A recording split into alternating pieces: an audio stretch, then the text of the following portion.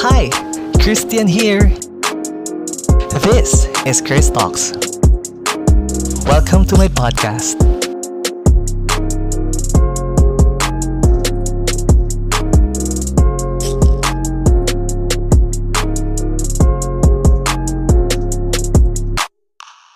Welcome again to my podcast, and I have a very special guest.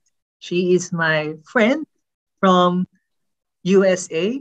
She is the ABS-CBN Be the Star contestant and also my co-model, my co-contestant from the Kumus Next Top Model Season 1. And now, please welcome Kyla! Hi, Kyla! Hello, Kuya. Hello! How Kumusta are you? ka? I'm good. Okay lang so far. So far? So far. So again, this podcast, this episode is all about our dreams and how we achieve them and how we struggle para lang ma-achieve yun. Ano yung mga pinagdaanan natin? It's all about experiences natin para lang ma-achieve natin yung pagiging artista, maging famous, content creators, model. So ikaw ba, Dami. how did you start? Ito pa, bata pa lang, parang naiisip mo na siya, gusto mong maging artista pa lang. This whole artista dream, Kuya, it all started when I was a kid. Nagsimula siya nung PBB kasi since season 1 ng PBB, nanonood na talaga ako. Tapos, when I was in 5th grade, bigla na lang one time, nanonood ako ng The Big Night nila Myrtle sa Rosa. Hindi ko alam kung grade 5 ba ako nun. Pero after ng Big Night na yon, sabi ko na lang sa tita ko, bigla na lang akong, Ma, sali akong PBB. Tapos tumawa na lang siya. Akala niya nagbibiro ako pero seryoso talaga ako nun. Tapos yun, tumawa lang siya siguro kasi back then, hindi talaga ako pala ayos, Kuya. Tapos my style wasn't good. Tapos, I barely even comb my hair. Tapos, time has passed and this pandemic hit, may online audition sa PBB noon. Tapos, nag-try ako. Actually, nag-work din ako sa Cali noon, sa McDonald's. And sinama ko siya sa video ko. Tapos, in-upload ko siya sa Kumu. Tapos, sobrang takot akong i-upload yon sa other social media accounts ko kasi maraming makakaalam ng buhay ko. Pero naisip ko, mag-artista nga ako. So, malalaman din nila. So, bakit hindi ko pa i-post? Tapos yun, nung pinost ko siya sa Facebook, ang daming views. Hindi siya ganon karami sa artista, pero para sa akin marami siya kasi grabe, ang dami palang naniniwala sa akin na hindi ko in-expect na maniniwala sa akin. And nag-message sila, shinare nila yung video ko, ganyan. One time, ang dami kong homeworks, ang dami kong assignments, ang dami kong quizzes. Hindi na nag-message yung PBB. Yung iba, nasa level 3 na daw. Ako ni level 1 pa lang. Wala talaga.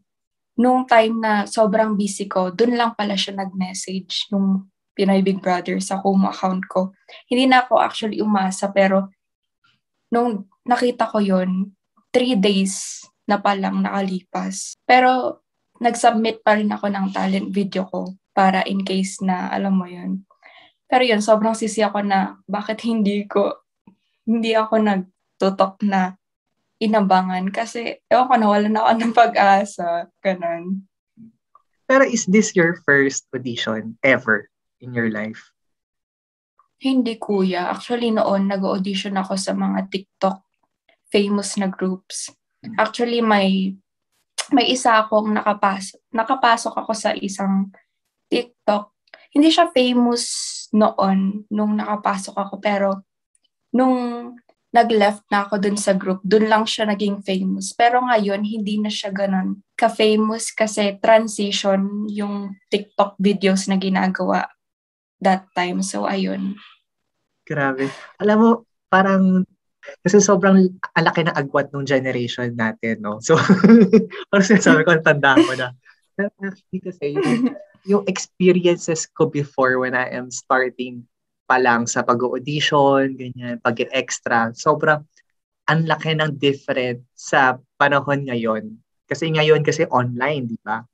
Before, hindi ganun. You have to, talagang sobrang tiis-tiis ka talaga sa mainit na lugar, nakapila ka, gutom ka. Ganun. Ako naman, nagsimula yung pangarap ko maging artista nung 9 years old. Talagang alam na alam ko yung 9 years old na natun ako sa age na, Grabe, ang aga, kuya. oo, kasi parang yung time na parang nag-start na yung Star Circle Quest, yung Starstruck, and then madaming usong-uso talaga dati yung mga talent search dati.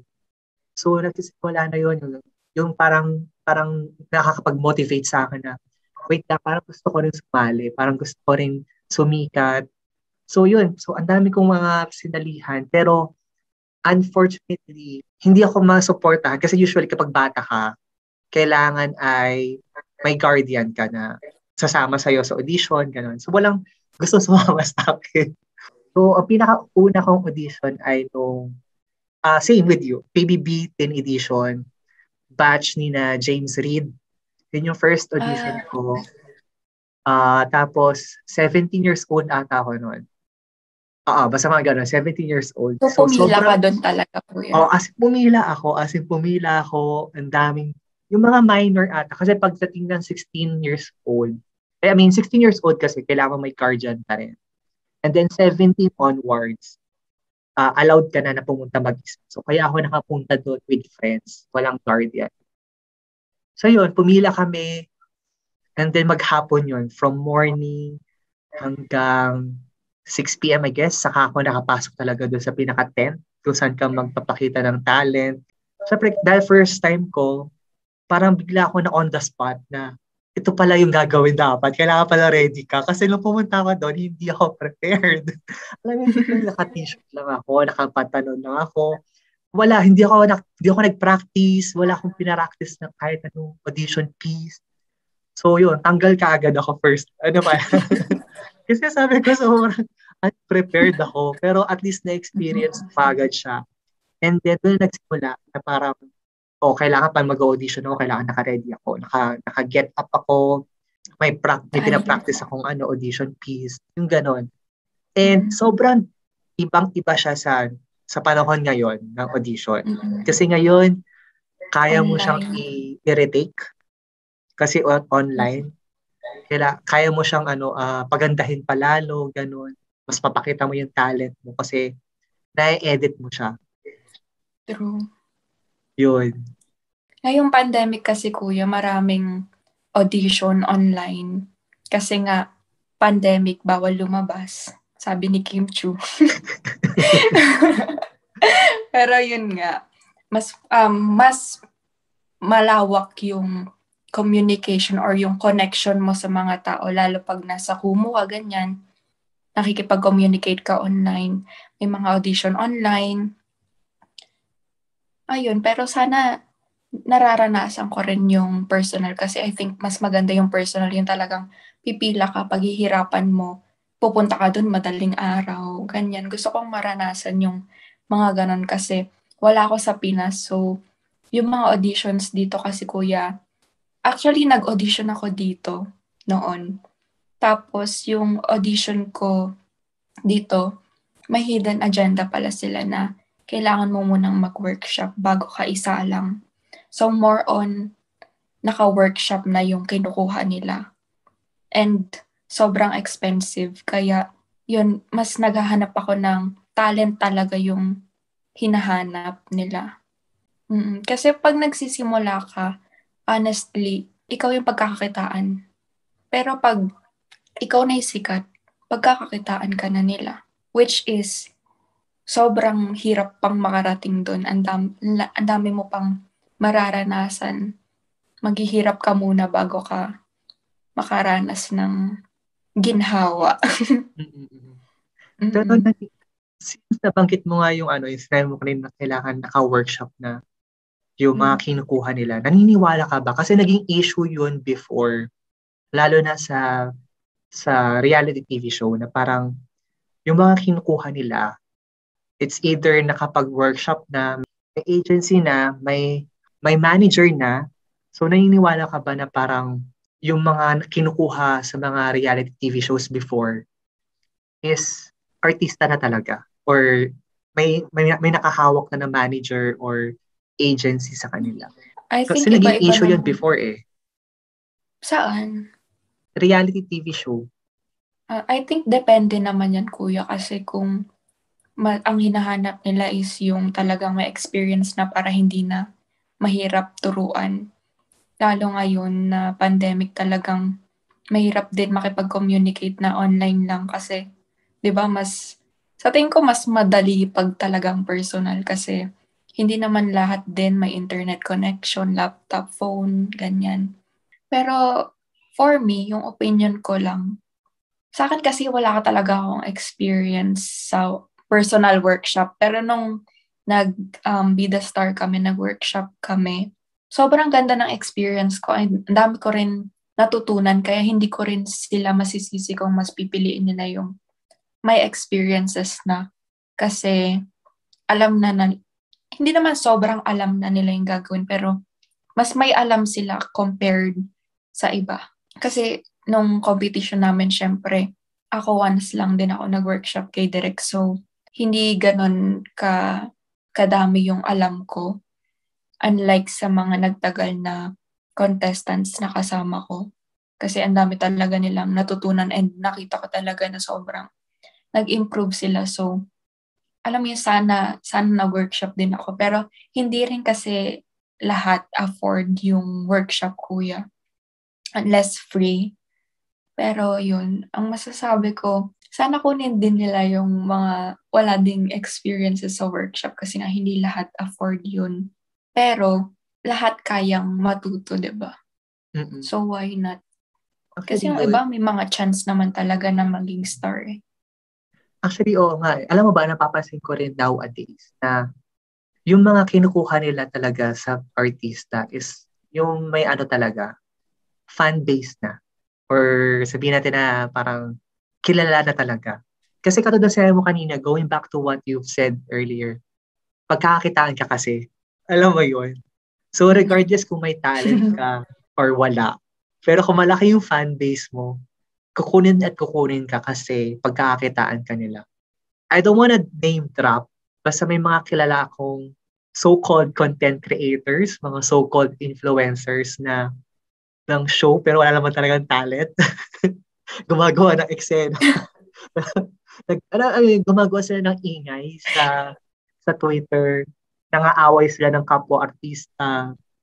Nangaaway sila ng mga kapwa-influencers.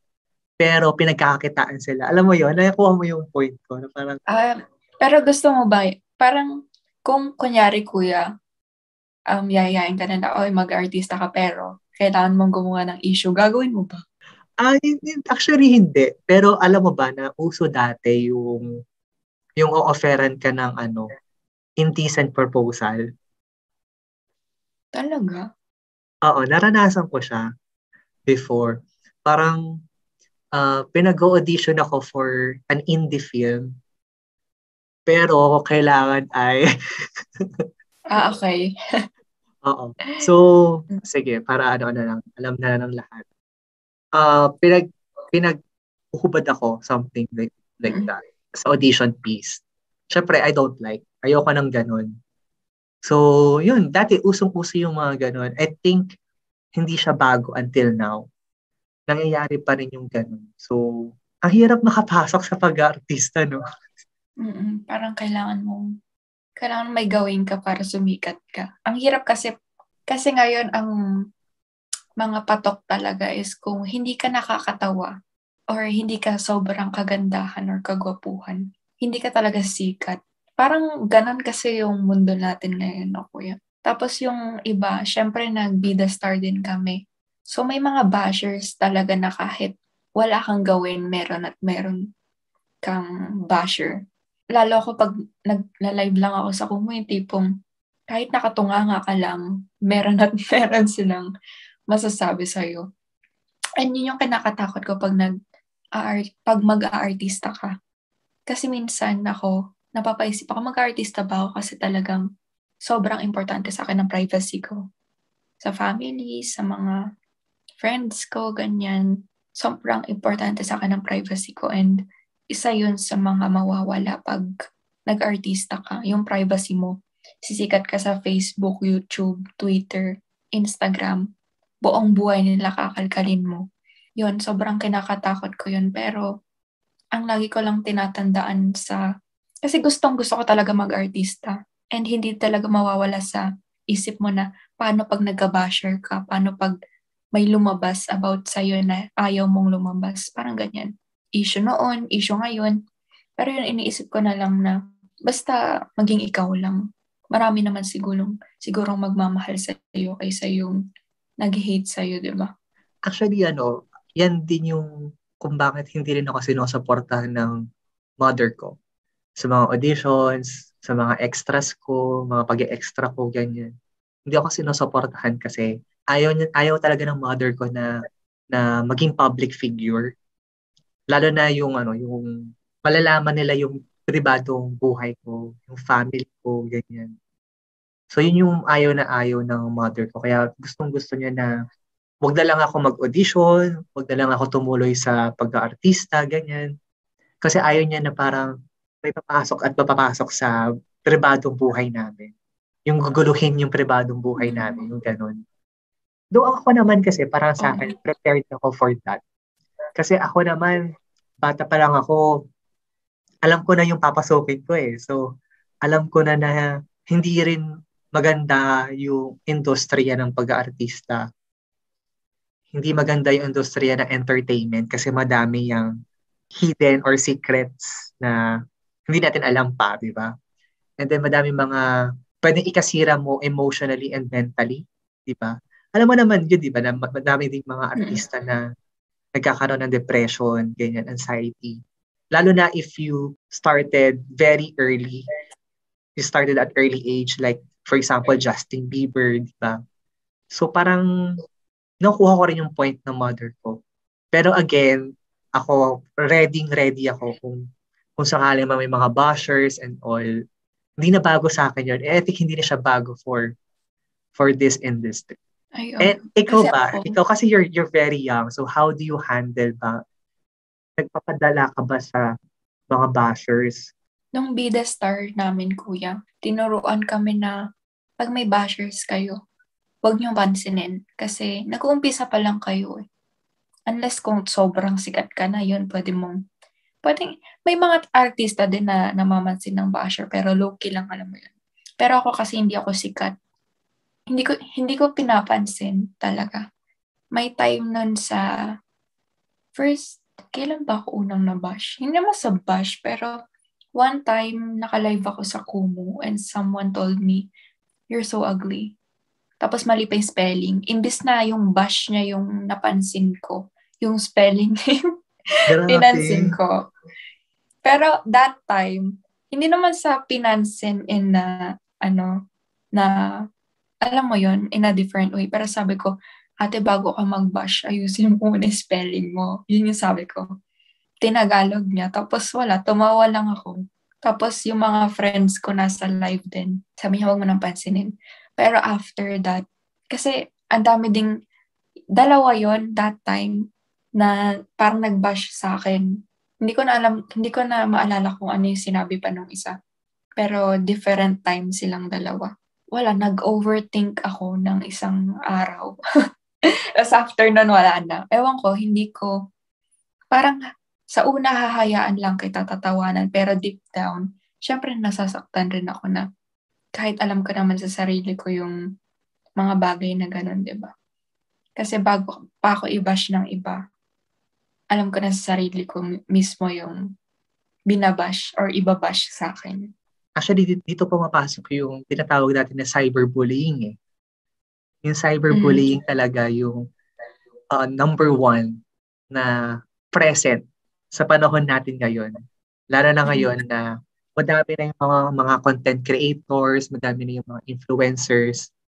So, tapos lahat halos nasa online na. Yung mga artista, yung mga entertainers, lahat sila nasa online na. So talagang dumarami yung mga cyberbullying nowadays. And I think hindi sila nakakatulong talaga sa pagkatao natin and mentally. Kasi unang-una, katulad sinabi mo kanina, parang kahit alam natin na parang, ano lang yan, wag natin wag nating intindihin, wag nating pakinggan. Pero deep inside, nakaka-apekto siya sa atin. And sometimes, siya yung nagiging cause kung bakit tayo na de-demotivate minsan. Nabawa, ganado tayo mag-live stream ngayon, di ba? And then, meron ka mababasang mga ganong comments. Parang the next day, parang natatakot ka nang mag-live stream kasi baka mamaya. Ayoko na mag-live. Oo, may mga ganong comments ulit. Mm-mm. So, medyo nakaka-affect talaga siya emotionally and mentally dun sa tao. Kaya, nakakainis yung cyberbullying nowadays, no? Pero kasi sa Facebook din, nakikita ko yun, parang iba yung meme sa bullying na. Yung parang ginagawa kang katatawanan. Meron kasi yung mga artista na ginagawa ding meme pero hindi nila alam na cyberbullying na pala yung ginagawa nila. Yun din kinakatakot ko na parang ayoko maging meme sa Facebook. Ayoko rin maging sikat sa TikTok kasi alam mo yun, takot ako. I mean, I'm not gonna lie. Gusto ko maging famous pero may times na parang natatakot ako na maging meme sa Facebook kasi sisikat ka tapos pagtatawanan ka nila ganyan. Pero hindi yun din ma-avoid pag artista ka na kasi kalat na rin yung pangalan mo. Tapos pag talagang katatawanan talaga yung picture mo or video mo, talagang tatawanan at tatawanan ka nila. Di tawanan mo na lang din sarili mo bago pa ikaw nila maunahan, di ba? Yun nga parang sa sobrang daming memes sa social media, hindi natin alam kung nakakatawa pa rin ba talaga sila or Nakaka-apekto na sa'yo. nakaka-apekto na sa ano. Kasi kahit paano naman yung mga memes nakakatawa naman talaga, nakakagaan ng mood. Pero doon sa taong involved doon sa meme, yung tipong siya yung nasa picture and all, hindi natin malalaman, di ba, kung ano yung nafe-feel niya doon sa meme. Di ba? Pero alam mo ba na dati kasi hindi pa uso yung word na cyberbullying, pero naranasan natin siya. Actually, naranasan ko siya nung usong-uso pa yung Friendster. Parang ang tanda ko hindi na. ako umabot doon. Oo. Hindi kasi tanda ko dati, may gumawa ng account, tapos picture ko yun nandoon. Kung ano-ano yung mga pinopost niya na negative about me, ganun. During high school yun, actually. So, that time kasi hindi pa masyadong laganap yung word na cyberbullying or hindi pa siya ganun binibigyan ng pansin. Pero that time talaga na mararanasan mo siya. And usong-uso yun dati nung high school kami na parang meron pa yung iba na usually mga babae yung binibigyan ng ganun Yung gagawan ka kikreatean ka ng account, picture mo yun nandoon, and then yung pangalan mo kakaiba like the word pokpok, mga ganun. So uso na siya dati. And I think, ewan ko kung naranasan mo siya before kasi yung nasa Philippines ka pa. I don't know kung naranasan mo siya. Basta ganun. Uso yun dati. And I think nowadays, dahil nabibigyan na ng pansin yung cyberbullying, mas nalalaman natin na, okay, ito, cyberbullying na to talaga. Ganun. And I think until now, nangyayari pa rin yan Yung gagawa ka ng account, di ba? And then, kung sino-sino yung mga aawain mo just to, ewan ko ba? Just to bash. Pero nung nasa Philippines ako, kuya, tahimik kasi ako tapos very, ako noon. Hindi ako, very introvert ako noon. As in, tahimik lang ako. Hindi ako, maingay ako pag nasa group of friends ko ako. Pero pag talagang nasa public, hindi talaga ako ganito ka-talkative. Hindi talaga ako prangka nun, as in, tahimik lang talaga. Wala akong confidence nun. Hindi ako sasali sa mga auditions na nasalihan ko ngayon. Pero aside doon, kuya, ano pa yung different na try mong auditions? Like, saan ka nag-audition, ganyan? Kumusta next top model? Yung experience natin doon. Okay. Siguro ang mga naging experience ko maliban sa Pinoy Big Brother is yung pag-host talaga. I auditioned for Mix VJ Search 2010.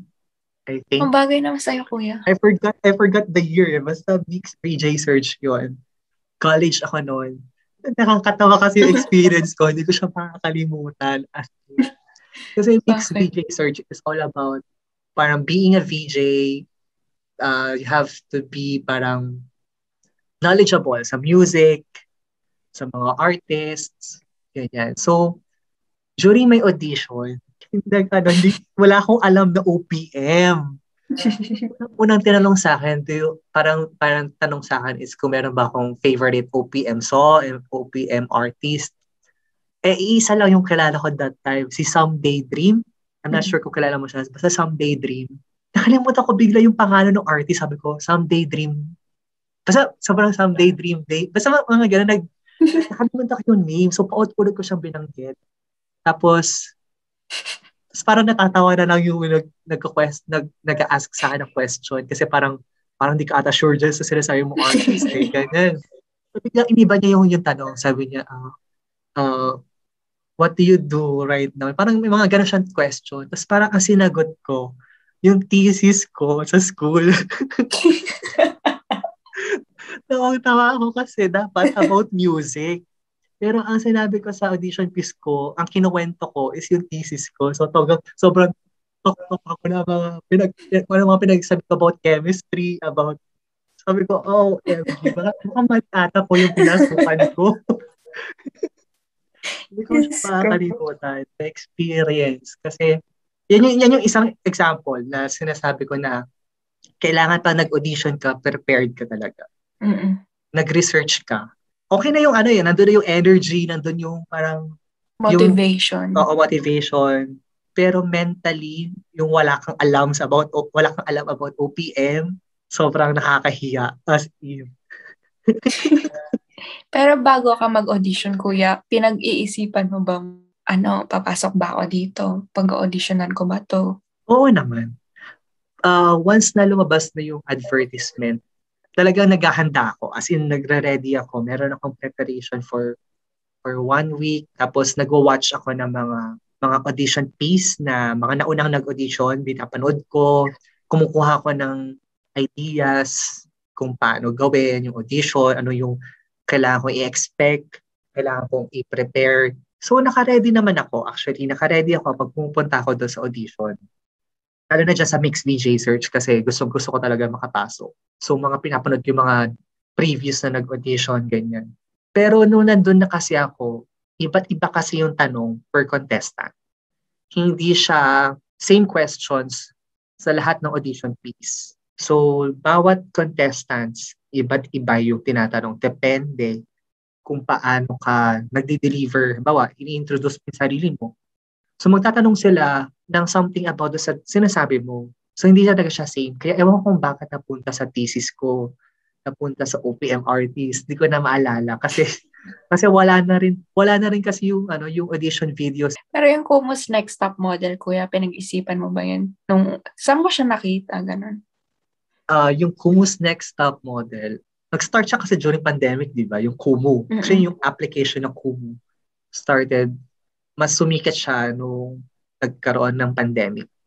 And then, naka-follow kasi ako kay Jodelie ng Asia's Next Top Model. Siya yung nag-post ng advertisement for audition. And then, sabi ko, nag-comment pa ako dun kay Miss Jodelie. Sabi ko, is it open for all gender? Tapos, sabi niya, oo daw. Okay, sabi ko, okay, mag-audition ako kasi parang wala naman akong ginagawa, alam mo yun. Parang gusto ko naman maranasan ulit. Kasi ang tagal na nung panahon na wala ako sa entertainment industry, wala ako sa pagmumodelo, sa pagka-artista, matagal na. Parang after graduation ng college, nag-focus ako sa professional career ko. So, hindi na ako nag-extra, hindi na ako nag-audition. So, yun. So, parang sabi ko, sige, I'm giving myself a second chance na pumasok ulit sa entertainment industry. So, yun. Nag-audition ako for Kumus Next Top Model. Oo nga, nakita ko yun. Parang second ka na nag-post, ganun, or fifth, mga ganyan. Basta isa ka sa mga naunang nag-submit. Actually, naghintay lang ako na may magsasubmit that time. Kasi sabi ko, parang walang nagsasubmit. Oo. Ako naman, nung nakita ko yung mga videos nyo, sabi ko, ay parang ayoko na. Kasi ang gagaling. Parang, hindi kasi talaga ako marunong rumampa, kuya. Parang, siguro pag rubber shoes, kaya ko. Pero pag, or flats, mga ganyan. Pero pag naka-heels na ako, hindi ko talaga kaya. Hindi kasi ako sanay sa heels. Kaya, yun. Pero nag-submit ako. Kasi ganito yung storya nun. 'Di ba parang, so yun na nag-extend yung audition. Naalala ko nun, gagala kami nun, parang magbabakasyon. Tapos, before bakasyon, ando yung audition. Sabi ko, mag-audition ako pag na-extend to. Tapos, the next day, ayun, na-extend na naman. Tapos, that time, nung talagang mismong submission, hindi pa kasi ako talaga nakakapag-isip ng maigi kung sasalihan ko ba o hindi. Tapos, na-extend na naman.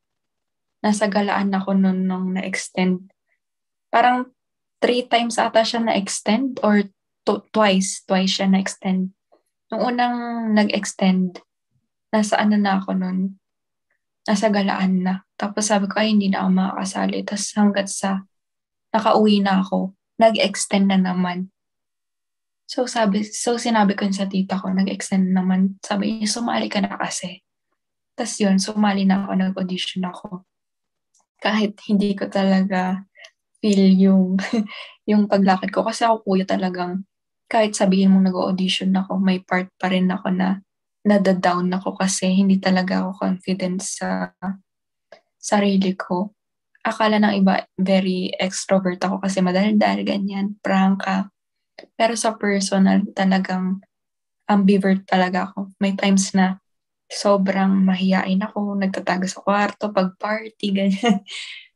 Pero yun, nag-audition pa rin ako. Tapos, yun, yung nakakakaba is yung, kasi nung KNTM, di ba kuya, top 15 lang yung kinuha. Tapos, last ako. Top 15 talaga ako. And, yun, parang na-guilty ako na diamonds lang yung nakapagpaangat sa akin. Pero, top 12 na yung kukunin. Tapos, natanggal din ako dahil sa diamonds. And siguro dahil din, pero kinaligan ko naman sa photoshoot and everything, sa challenge, ganyan. Pero, ang pinaka nagtanggal din talaga sa akin yung diamonds ko kasi wala akong supporters noon. I mean, meron namang nagsusupport sa akin morally, ganyan. May mga nagsusupport din sa akin sa diamonds, pero that time kasi, ewan ko kung nasan sila. Sobrang konti. Unlike sa ngayon na talagang madami akong kakilala na sa Kumu, ganyan. Kasi that time kay NTM, newbie ako sa Kumu. Hindi ako featured streamer, ganyan. Tapos after nun, saktong after na eliminate ako, umiyak talaga ako ng kuya kasi talagang ginalingan ko talaga sa photoshoot ko. As in, nag-travel pa kami. Mga 20 minutes na drive mula doon sa bundok. Kasi yung team natin nun, di ba, Zodiac signs. At yung sign ko, relate siya dun sa bundok. So, yun.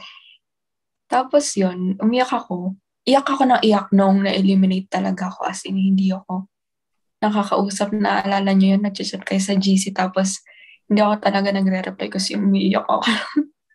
Tapos, the next day, nakita ko yung audition for Be The Star. Pinag-isipan ko. Sabi ko, feel ko pag-aartista talaga yung bagay sa akin kaysa modeling kasi hindi ko gamay. And yung height ko rin kasi even though walang height requirements sa KNTM. Tapos yun, nag-audition ako for Be The Star. Nag-submit lang ako nung last day na nung audition. Tapos yun, after nun, sobrang swerte ko na sa 1,000 na, ang dami kasi talaga nag-audition eh. Nakapasok ako sa top 50. Tapos yun, naging blue checker ako sa Kumu. tas 2 weeks before top 16, naalala ko pa ko, andun ka. Tapos, Oo. nung top 16 na, umiiyak ako. Tapos, andun kayo. Sobrang nakakatuwa na, alam mo yun, ang dami ko na ring naranasan na natanggal ako sa Diamonds. Tapos, nung Bida Star, dumami rin yung mga naniniwala sa akin, ganyan. Sobrang unexpected and sobrang grateful ako talaga sa mga andyan sa akin noon tsaka ngayon. May mga nawala man o wala, ganyan. Sobrang thankful ako talaga. Isa yun sa mga, I mean, kahit nakailang competitions ako na nabigo. Hindi man nabigo, pero hindi ako nanalo, ganyan. Hindi ako nakuha. Pero laging may naiiwan na friendship. And that's something to keep. Diba? Actually, yun naman yung lagi ko sinasabi sa'yo, Kyla, na parang pag may opportunity na nagsara, there's another opportunity na will open for you. So, tsaka sabi ko sa'yo, napakabata mo pa. Madami ka pang pagdadaanan along the way. And madaming failures, ganyan. Pero doon ka kasi magiging strong. Doon ka matututo. And kapag ready ka na, prepared na yung sarili mo, kaya mo na talagang sumabak sa mas malaking opportunity. And I think you, nagsisimula ka pa lang sa ganitong industry, madami ko talagang pagdadaanan. And madami failures, pero ganun talaga yon sa industry natin. As long as gusto mo yung ginagawa mo. Actually, meron ako napanood na TikTok video last night lang. Isa siyang live streamer katulad natin, content creator. So parang sabi niya sa TikTok video niya, nagla-live streaming daw siya kahit walang nanonood. Masaya siya sa ginagawa niya. And I think yun yung nagmamatter for him. Kahit walang sumusuporta, as long as I'm doing the things I love. In the future naman, babalik at babalik din yung pinaghirapan niya. So parang, sige, at this moment, at this time, medyo struggling tayo, pero in the future, babalik sa atin yan ng mas malaki. And reward, mas malaki yung reward. So yun yung yun yung palagi kong sinasabi sa'yo, Kyla, before na, okay lang yan, alam mo yun, okay lang yan. Iiyak mo lang kasi malaki ang babalik sa'yo na mas maganda pa. And ako, hindi rin ako nagsisi before na hindi ako natatanggap sa mga pinag-auditionan ko. Yung tipong pagod na pagod ako, 13 hours akong hindi umiihi. Nakapila lang ako, 13 hours. Pigil na pigil yung ihi, gutom na gutom ka, wala kang food, wala kang drink. Tiniis ko lahat yun. Pero sa akin, parang kahit hindi ako makapasok or matanggal ako, at least na-experience ko siya, masaya ako dun sa experience. Yun yung mahalaga eh. Yung experience and yung natutunan mo sa experience na to.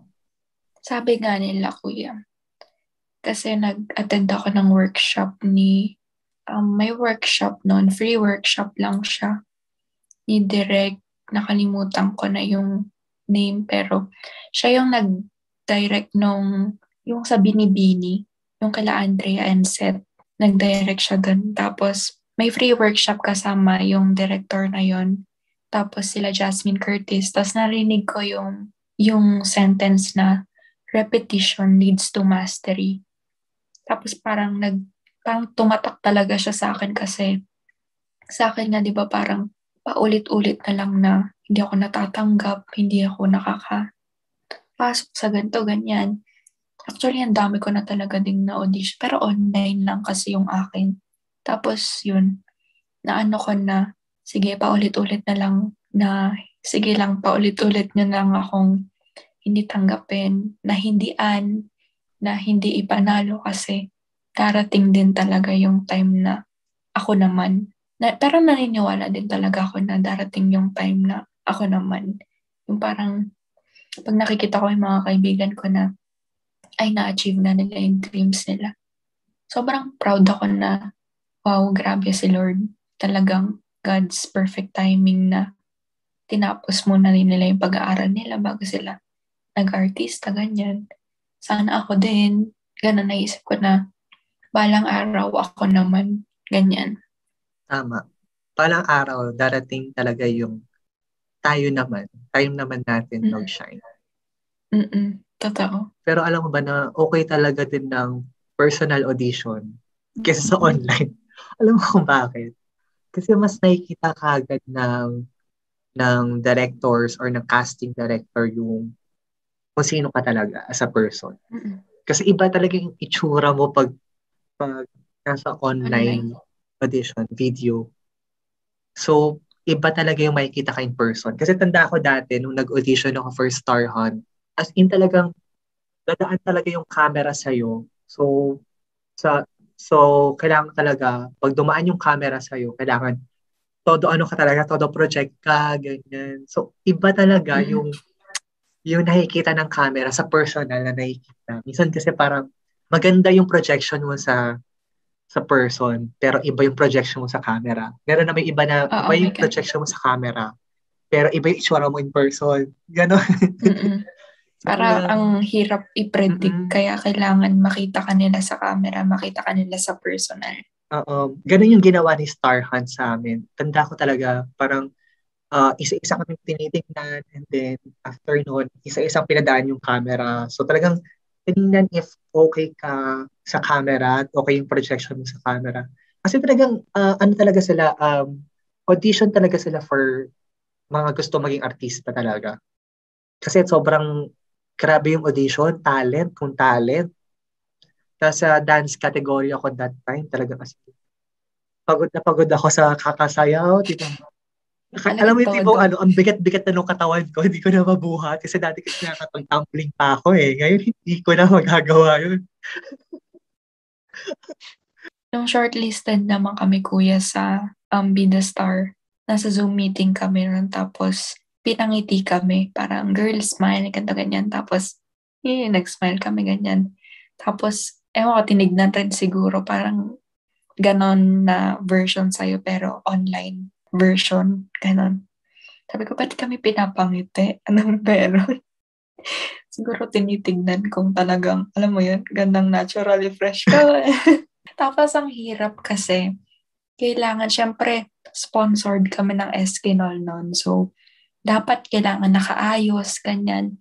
That time talaga, sobrang, kilala mo naman ako, kuya, kaya kong mag-live ng sabog-sabog, ng bagong gising, ganyan. Alam mo yun, talagang wala akong paki kung anong tingin sa akin. Pero, iba talaga, doon talaga numulat yung mga mata ko, wow, ang lalim. Mga mata ko na ganito talaga yung pagiging artista. Kailangan lagi kang mukhang artista. Ang hirap kasi, ang hirap maging maganda.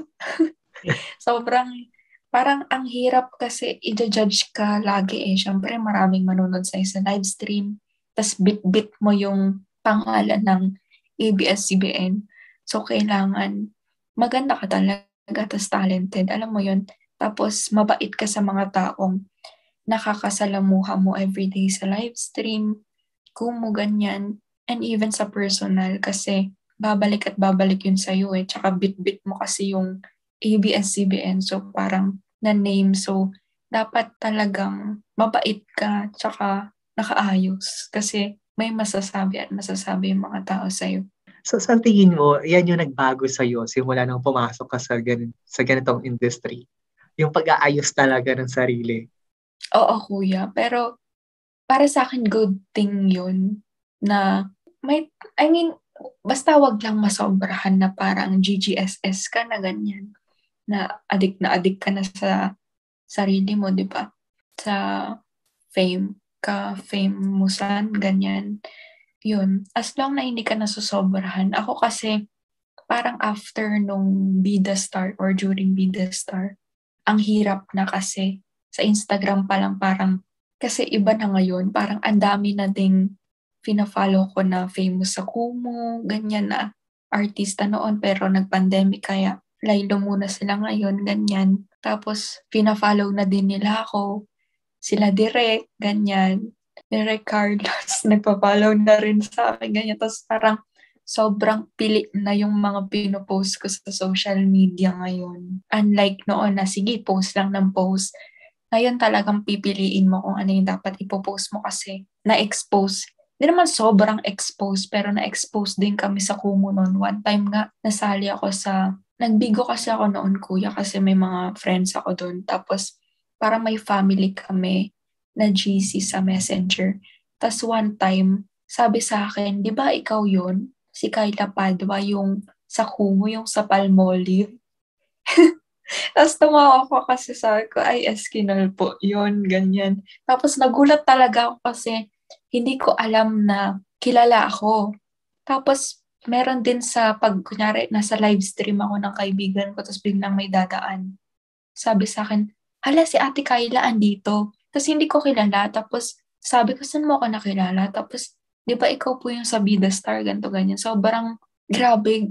Parang hindi ko in-expect na kakilala nila ako, ganyan.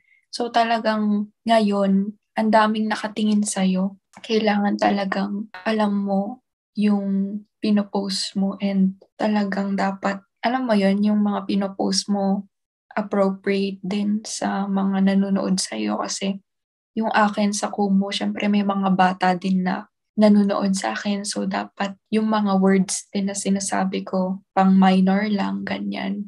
Nagbago. Ang hirap palang magpaganda. Ang hirap na laging nakaayos. Bawal Nawa naman ako mag-isabot. doon. Pero I have to agree sa sinabi mo na, oo, ganyan. Kapag nasa industry ka na, ang laki ng pagbabago. Especially your profile sa social media accounts. Kasi kailangan hindi ka na talaga mag-post ng anything na negative or anything na kakapangit ng imahe mo, ng image mo as a person. Yung tipong kakasira ng pangalan mo and hindi na talaga pwede yung katulad dati na basta ka na lang magpo-post ng kahit anong kajejemon. Kailangan medyo maayos ka. Hindi ka na pwede mag-post dati na mukha kang jejemon, mukha kang ewan. Oo, dinilit ko lahat. Oo, di ba? Actually, hindi ko pa Actually, ako, nadidelete yung in-archive iba. ko yung mga photos ko before sa Instagram. Sabi ko, okay, masyado na siyang jejemon. Tapos, nung nag-Bida Star ako, talagang, nung nag-audition pa lang ako, nag-delete na rin ako ng mga ibang pictures ko kasi alam kong imo-monitor din nila yung, kasi syempre may mga confidential na dapat hindi sabihin. So, talagang babantayan ka nila kung pinopost mo ba o hindi, ganyan. So, yun, nag-delete ako, nag-deactivate pa ako ng Twitter ko. Kasi ang dami kong kalat doon na thoughts and everything, ganyan. Pero yun, tapos gumawa ako ng mga bago kong accounts. Tapos talagang limitado na rin yung mga post ko. Hindi lang halata kasi ang dami kong mag-post, pero pinipili ko yun actually, mas madami pa yung dapat kong ipopost kumpara sa mga pinopost ko kasi nga sobrang ingat na ngayon. Ang hirap na. And tsaka kapag nag-picture ka, kailangan talaga, pipili ka talaga ng maayos na picture. Yung hindi ka Oo. bash-bash. Ang hirap kasi parang naka-100 na ako, tapos isa lang yung matino. Oo. Totoo. I feel Bakit? you. Tapos meron yung parang feel na feel mo sa personal na ang ganda-ganda mo, ang gwapo-gwapo mo, pero pag sa picture, bakit ganito? Ang unfair. Di ba? Parang, Totoo. Tsaka para iwas na rin sa mga cyber bully.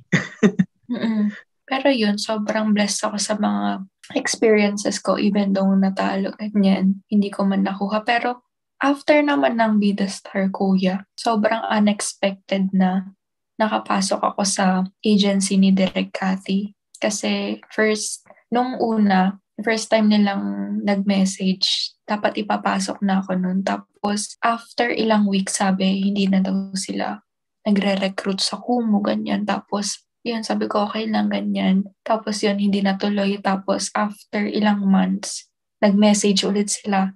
Gusto mo pa bang sumali sa agency namin, ganyan. Sobrang natuwa ako. Tapos sinabi ko agad, oo. Tapos yun, nag-meeting kami kasama si Derek Cathy. Sobrang gulat pa ako kasi napansin niya ako na, uy, si Kyla, ganyan. Tapos yun, nakausap ko rin actually si Derek Cathy. Sobrang approachable niya. Talagang pag nag-chat ka sa kanya, re-replyan ka talaga niya. Yun, sobrang blessed ko na nasa part din ako ng agency niya and sobrang ganda din maging part ng agency niya kasi hindi mo ma-feel na agency yun kasi ipapa-feel nila na talagang belong pa sa kanila. Like family, ganyan. Collaborations, yayayain ka na lang bigla, ganyan. So what's next for Kyla? Ano yung mga aabangan namin sa'yo, Kyla? Do you have upcoming projects, collaborations? Sa ngayon kasi kuya, wala. Parang ngayon kasi parang focus ako sa work ko, sa studies, ganyan. Mas nag-focus naman ako dito ngayon kasi napabayaan ko to nung nag-Bida Star talaga ako. Kasi nung Bida Star kuya, sobrang in-adjust ko yung time ko. Talagang in-adjust ko sa Philippines time. Napabayaan ko yung work ko, yung studies ko, kaya ngayon nagfo-focus ako doon. So, maybe dito muna tapos, pero pag may nakikipag-collaborate naman sa akin sa Kumu na part din ng Nickel or kahit sino man yan, go lang naman ako ng go as long na available ako that time, ganyan. Sa'yo kuya, ano bang pwede namin abangan, di ba? Ayan. Well, sa akin naman is wala namang kailangan abangan kundi ito yung aking podcast na available on all digital platforms worldwide. And yeah, Wow. thank you Kyla again for being my guest. Ikaw, invite them to check your social media accounts and kung saan mga shows na aabangan ka, live streaming mo. Yun nga kuya, thank you for having me ngayon kasi sobrang hindi ko rin in-expect na nandito tayo ngayon. Pero yun, you can follow me on Instagram, Kyla Padua, Facebook, Kyla Padua din po, and Kumu, pare-parehas lang sila. YouTube, Kyla Padua rin po. Ayun, yun lang kuya. Thank you for having me here. Yes, And thank you. sobrang nag-enjoy din talaga ako. Oo, yes. And so, of course, aabangan pa rin natin si Kyla sa mga upcoming episodes natin. So, check out. Ito pa lang ay simula ng ating magandang kwentuhan. Medyo napahaba-haba this episode, pero we will continue this on the upcoming episodes natin with Kyla Padua. Of course, thank you, Kyla Padua. And if you like this podcast, don't forget to support paypal.me/Christian G. Valencia and follow my Twitter, Instagram, Mark the Hash, and TikTok, Mark the Hash02. And of course, on my Kumu account, it's Mark the Hash. So ayan, abangan niyo po kami dalawa ni Kyla sa aming mga live streaming episodes. And Yes. thank you so much again, Kyla. And ingat ka Thank dyan you sa din, US. kuya. See you soon. Thank you. Stay Bye, guys. safe. Bye. Bye-bye.